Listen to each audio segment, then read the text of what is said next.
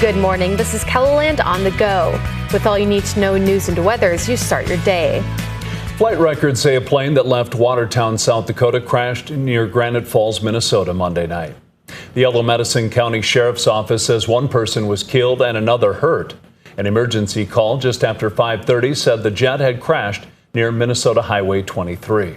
First responders found someone standing alongside the highway. Watertown is about 85 miles from Granite Falls. Officials say the NTSB has been at the crash site. Multiple gunshots were reported in eastern Sioux Falls. Police say the first happened around 3 o'clock Monday morning. A woman heard gunshots near East Brennan Drive and later found bullet holes in her garage. Authorities say surveillance video shows a white car stop outside and fire a few rounds at the house. Another report happened Monday night. A man was in his garage in the area of 42nd Street and Banyan Avenue when he heard gunshots and found bullet holes in his garage door. Police do not believe the events are connected, but both remain under investigation. Aberdeen police are reminding people to lock their doors and also offering a reward for information on recent thefts. This video was shot just a few blocks south of C.C. Lee Elementary School. You can see someone walk up, try to open the door, and walk away. There is a $1,000 reward for any information that leads to the arrest of the person or people involved.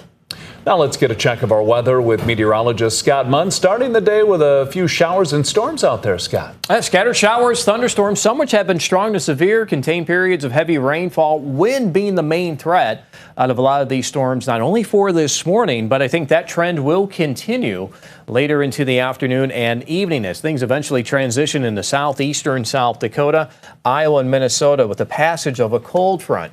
Temperatures today, you notice that we do have that range of 70s, western, central, and northern South Dakota to low to middle 90s in the southeast. And Brian will have more details on your forecast coming up.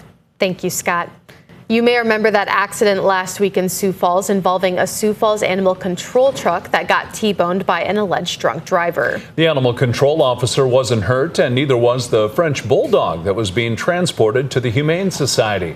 And she's now up for adoption, and they have named her T-Bone. Small dogs, particularly French bulldogs, are always very popular with adopters. So the fact that she has another little story to go along with her is going to make her very desirable to people.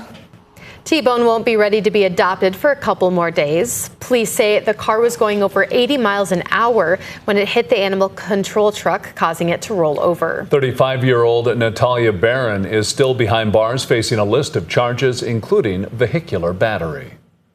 The Sturgis Motorcycle Rally will also be the place for a nonprofit to kick off their first event. Chrome for a Cause is raising awareness for prostate cancer. At the event, Billy Lane from Chopper Inc. will make an appearance. The fact that he is engaged and he is behind prostate cancer awareness and behind Customs Kicking Cancer and Chrome for a Cause just means so much to us. And we are both super excited to see what's coming out in the future.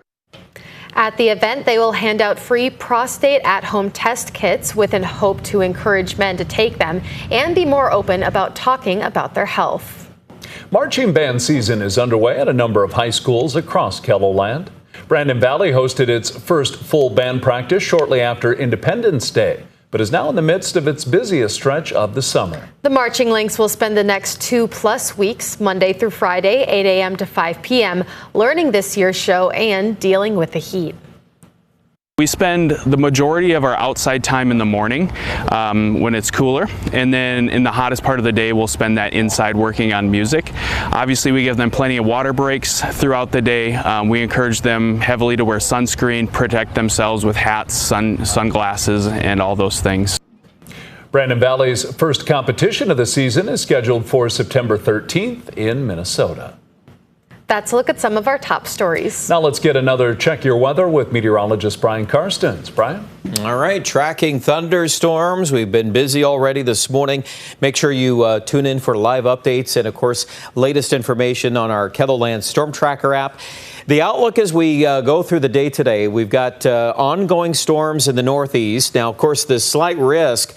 Couple of changes. We've had an expansion of that across a bigger section now of eastern South Dakota.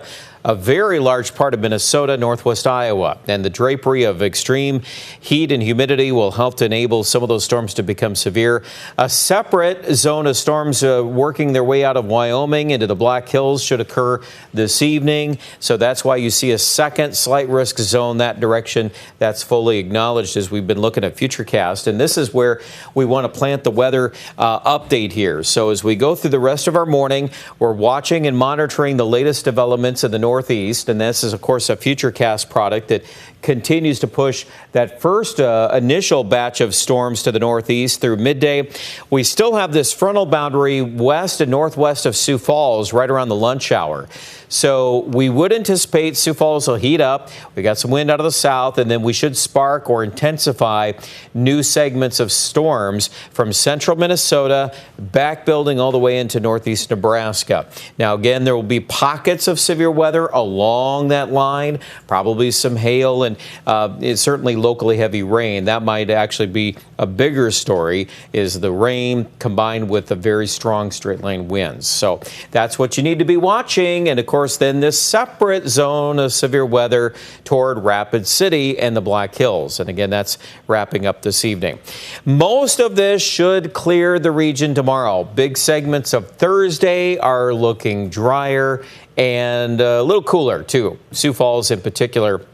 Most of you west and north, you already have that today, but Sioux Falls will have to wait till tomorrow, and then we'll reduce those highs back in the low to mid 80s. Low 90s, though, today in the southeast. That's hot, right ahead of that front. 70s in the northwest and northern areas of South Dakota. We get this break, so-called break, at least in the extreme heat and humidity for Thursday and Friday. But look at the weekend. We're back to the 90s, and in fact, early next week, it looks oppressively hot and humid at this point. Probably storm chances are best early next week in northern and northeastern South Dakota. That's kind of on the edge of the cap. There are some signals we're going to cool off again by the end of the 7 days, so we'll see where that goes by Tuesday of next week. But until then, up here in central South Dakota, get ready for a hot weekend. 90s are looking likely, so this brief cool down the next 36 to 48 hours, not going to last. Rapid City, too, will return to 90s for the weekend. More details online at kettleland.com.